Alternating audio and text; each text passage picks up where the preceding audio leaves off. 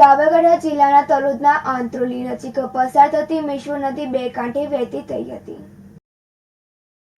સાબરકાંઠા જિલ્લાના તલોદના આંત્રોલી નજીક પસાર થતી મેશ્વો નદી બે કાંઠે વહેતી થઈ છે. આંત્રોલી નજીક પસાર થતી મેશ્વો નદીના પુલ પર પાણી ફરી વળ્યા હતા. પુલ પર પાણી ફરી વળતા રામપુરા અને આંત્રોલીનો સમગ્ર તૂટતા કેટલાક વાહન ચાલકો અટવાયા હતા.